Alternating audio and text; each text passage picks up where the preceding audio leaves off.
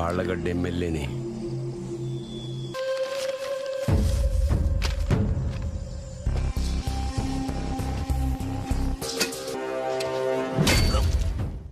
Halo sahabat, Assalamualaikum. Apa kabar? Semoga sehat selalu dan senantiasa berbahagia. Terima kasih sudah subscribe dan selalu setia menyimak video-video SLMT-TV. Tentunya SLMT-TV selalu hadir menemani waktu bersantai sahabat dengan alur cerita film-film pilihan. Kali ini, SLMT-TV akan membagikan sebuah kisah dari film yang berjudul Raja Vikramarka.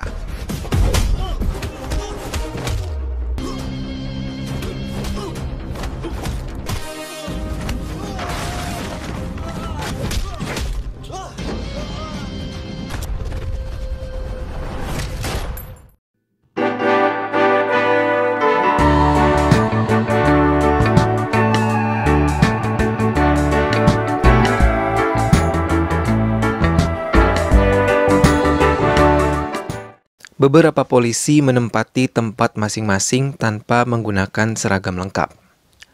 Mereka mengincar seorang penyelundup senjata yang berasal dari Nigeria. Mahendra yang memimpin proses penangkapan mengintai penyelundup senjata itu dari kamera pengawas yang telah mereka pasang hingga Mahendra bisa memantau pergerakan penyelundupan tersebut.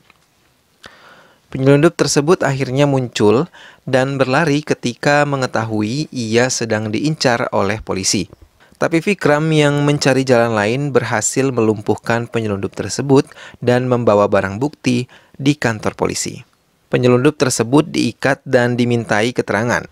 Now, find the queen. Hingga ia mengucapkan nama Guru Narayana.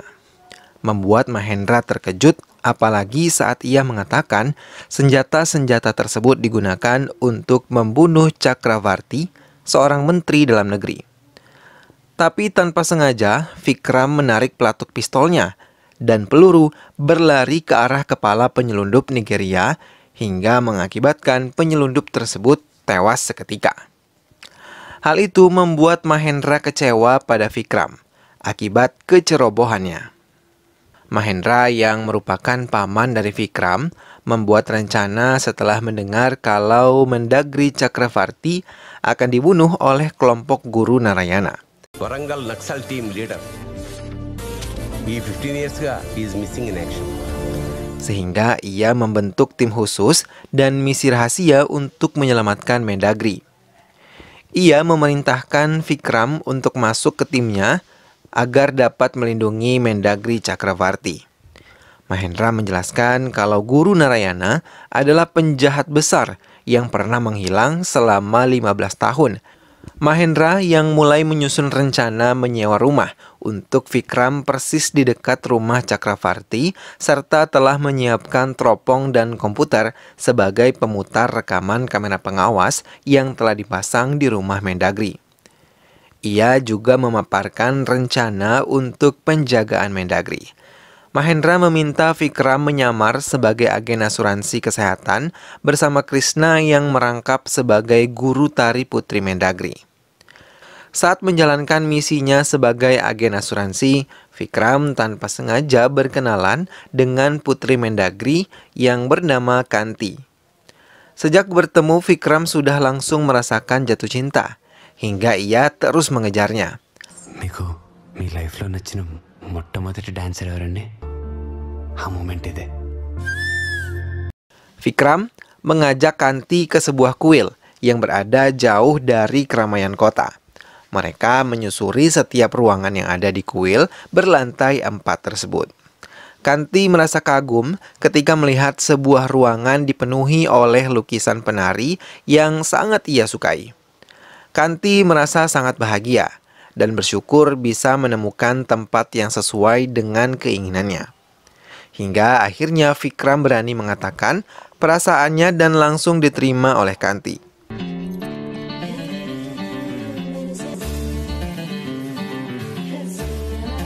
Govind Narayan yang merupakan anggota polisi penjaga Mendagri merasa curiga dengan kedekatan Vikram dengan Kanti setelah melihat foto kemesraan Kanti dan juga Vikram.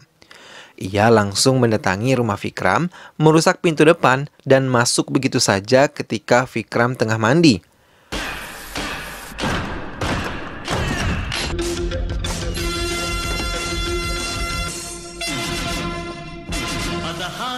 Vikram terkejut melihat kehadiran Govin di rumahnya, yang telah melihat semua peralatan pengintai rumah Mendagri yang ada di rumahnya hingga mereka terlibat perkelahian, dan Govin berhasil menodongkan pistol ke arah Vikram hingga mau tidak mau, Vikram mengatakan kalau ia adalah anggota agen rahasia NIA yang ditugaskan untuk menjaga keselamatan Mendagri. Vikram pun menelpon Paman Mahendra untuk meyakinkan kalau dirinya adalah salah satu agennya. Halo, sir. Sehingga salah paham mereka bisa teratasi ketika Mahendra menjelaskan semuanya kepada Govin. Hingga meminta mereka untuk bekerja sama melindungi Chakravarti. Hari ini, Mendagri Chakravarti memiliki agenda untuk meresmikan sebuah gedung yang baru saja selesai dibangun.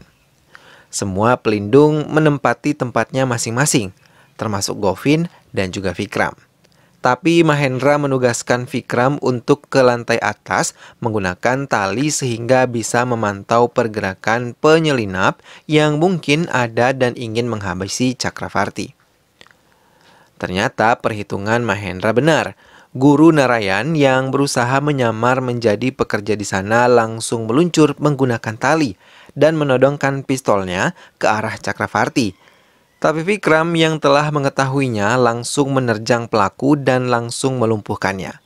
Mereka membawa Guru Narayana ke kantor polisi. Mengetahui jati diri sebenarnya dari Vikram, Kanti merasa marah karena merasa telah dibohongi oleh kekasihnya itu. Vikram terus mencoba menjelaskan kepada Kanti. Tujuannya merahasiakannya sehingga Kanti akhirnya mau menerima kenyataan tersebut. Chakravarti ditemani oleh Mahendra dan beberapa pengawalnya melihat pertunjukan tari yang dilakukan oleh Kanti. Sementara Vikram yang tersadar dari tidurnya segera menuju aula tempat Kanti mengadakan pertunjukan. Tapi Vikram berada di belakang panggung untuk memantau pergerakan penyelinap yang ia yakini ada di sekitar gedung pertunjukan. Tapi kemudian, firasat Vikram pun terbukti. Ia melihat seseorang menyelinap dengan cepat dan Vikram kemudian mencoba mengejarnya. Tapi ia gagal karena Kanti tiba-tiba menghilang ketika tubuhnya masuk ke sebuah lubang yang persis berada di panggung. Semua orang terkejut dan langsung berhambur meninggalkan pertunjukan. Berita penculikan Kanti pun menyebar luas hingga menjadi topik utama di semua berita televisi. Chakravarti yang menyadari kini musuhnya adalah Guru Narayana teringat peristiwa 15 tahun yang lalu saat ia masih menjadi polisi IPS bersama Mahendra. Mereka mendatangi markas kelompok Kurlon yang dipimpin langsung oleh Guru Narayana.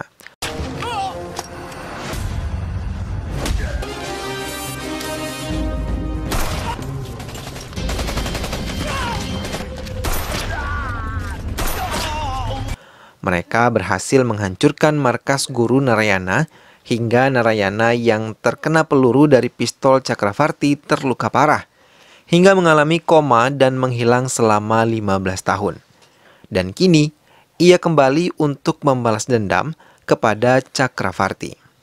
Menyadari kesalahan yang telah dilakukannya, Chakravarti mendatangi Guru Narayana yang berada di penjara. Ia yang tahu kalau penculikan Kanti atas rencana Guru Narayana mencoba membuat kesepakatan, meminta kelompok Guru Narayana menukar Guru Narayana dengan Kanti. Vikram yang membawa Guru Narayana bersama Mahendra dan juga Chakravarti, Govin yang ikut serta dalam pertukaran tersebut mencoba mengamankan Chakravarti. Pertukaran Guru Narayana dan Kanti pun dilakukan. Guru Narayana dan Kanti pun dibebaskan. Kanti berlari ke arah Vikram. Ia langsung memeluk erat Vikram. Tapi karena kecerobohan Vikram yang mengejutkan Govin membuat peluru menyarang di tubuh Chakravarti, hingga ia harus dibawa cepat oleh Mahendra ke rumah sakit. Melihat Chakravarti ditembak, Guru Narayana berlari mengejar mobil kelompoknya yang berhasil membawa Kanti masuk ke mobil mereka lagi. Guru Narayana yang sedang berlari langsung ditembak di bagian belakang oleh Vikram hingga ia tersungkur.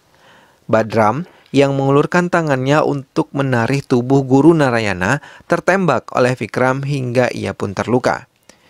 Ia sangat sedih karena adiknya telah tertembak. Tapi ia harus membawa Kanti kembali ke markasnya dan tidak menghiraukan tubuh Guru Narayana yang terluka. Sementara Chakravarti yang dibawa ke rumah sakit berhasil diselamatkan oleh dokter yang tengah bertugas. Vikram meminta maaf karena atas kecerobohannya Chakravarti telah tertembak. Vikram menjelaskan kalau ia telah menembak mati Guru Narayana. Mendengar hal itu, Chakravarti mengucapkan terima kasih. Vikram pun menggunakan kesempatan itu untuk melamar Kanti agar menjadi istrinya. Chakravarti pun menyetujui keinginan Vikram dan meminta untuk menyelamatkan putrinya hingga Chakravarti pun meninggal dunia.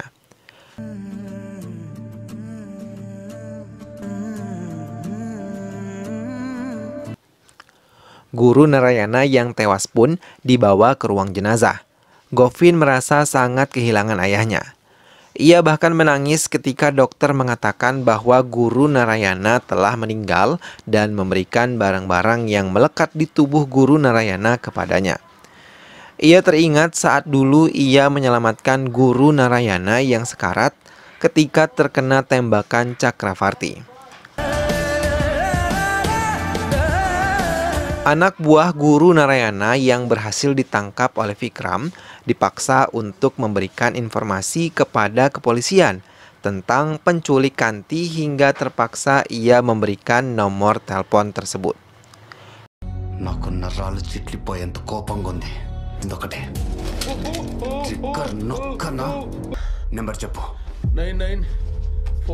Vikram segera bergerak bersama tim IT-nya untuk mencari siapa pemilik nomor telepon tersebut. Hingga Vikram menemukan sebuah rumah yang telah terlacak GPS di nomor handphone tersebut.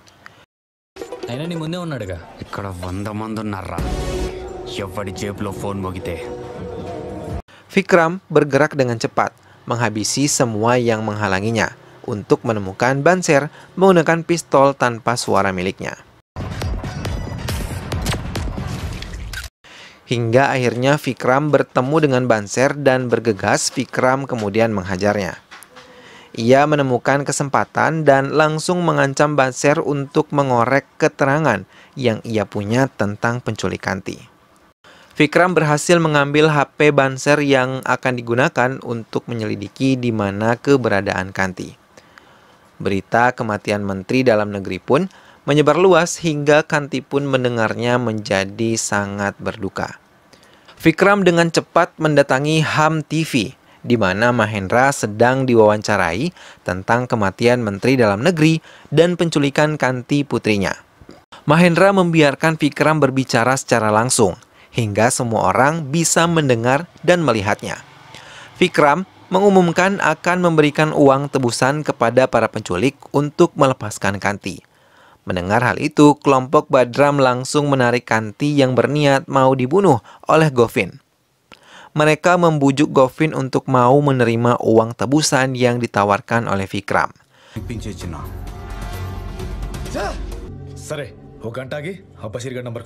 Mau tidak mau, Govin mengiyakan rencana tersebut dan ia pun tengah merencanakan sesuatu yang buruk untuk Kanti. Vikram pun langsung menentukan tempat pertukaran uang dan juga Kanti yang akan diadakan. Tapi, di saat semua tim Vikram menyiapkan keperluan penukaran uang tebusan dan Kanti, tiba-tiba polisi datang menangkap Vikram dengan tuduhan Vikram menggunakan kekuasaannya sebagai agen rahasia NIA dan Vikram pun dibawa ke kantor polisi untuk dimintai keterangan. Govin akhirnya menjalankan rencananya. ia membayar pembunuh bayaran untuk membunuh Kanti ketika mereka melakukan transaksi.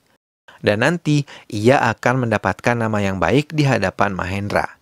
Vikram yang dipenjara tidak dapat dibebaskan dengan jaminan.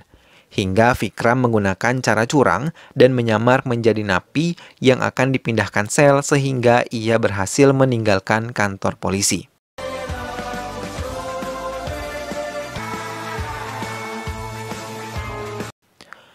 Mahendra dan Govin beserta beberapa polisi mulai menyiapkan sejumlah uang yang cukup banyak untuk menebus Kanti. Setelah menyelesaikan semuanya, mereka menuju tempat perjanjian pertukaran. Sniper yang dibayar oleh Govin pun telah siap di posisinya. Govin terkejut melihat Vikram tiba-tiba ada di tempat itu. Krishna yang tiba-tiba datang merebut tas berisi uang tebusan dan mengatakan ia yang akan melakukan transaksi tersebut. Mahendra pun menyetujuinya. Ia membawa uang tersebut ke Badram yang tengah memegang Kanti. Setelah dibebaskan, Kanti berjalan bersama Krishna. Sniper pun telah siap saat satu peluru melesat. Ia merasa kecewa karena pelurunya tidak bersarang di tubuh Kanti. Melihat Kanti dicoba dibunuh, semua anggota polisi pun bergerak untuk saling menyerang dan melindungi Kanti. Vikram pun melakukan tugasnya dengan baik. Ia menembaki semua musuhnya dengan cepat. Namun Govin yang terus mengincar Kanti tiba-tiba terprosok dan hampir terjatuh. Dengan bergegas, Vikram langsung menolongnya dengan memegang salah satu tangan Govin. Tapi ia terkejut ketika melihat gelang Guru Narayana melingkar di lengan Govin. Namun rasa ingin tahunya segera ia tepis ketika melihat Mahendra terkena tembakan musuh. Hingga ia segera berlari ke bawah sambil menembaki semua musuh setelah selesai menyelamatkan Govin. Kanti berlari mendekati Mahendra yang terluka dan tak lama disusul oleh Govin. Mahendra meminta Govin untuk membawa Kanti ke tempat yang aman. Govin membawa Kanti ke tempat sepi dan berencana untuk membunuhnya. Ia langsung terkejut ketika ruangan yang semula gelap menjadi terang dan Vikram langsung datang menghampiri lalu membeberkan latar belakang Govin yang telah ia ketahui sebagai anak kandung dari Guru Narayana dan merupakan dalang dari penculikan Kanti. Mendengar hal itu, Govin langsung menyerang Vikram hingga mereka terlibat perkelahian.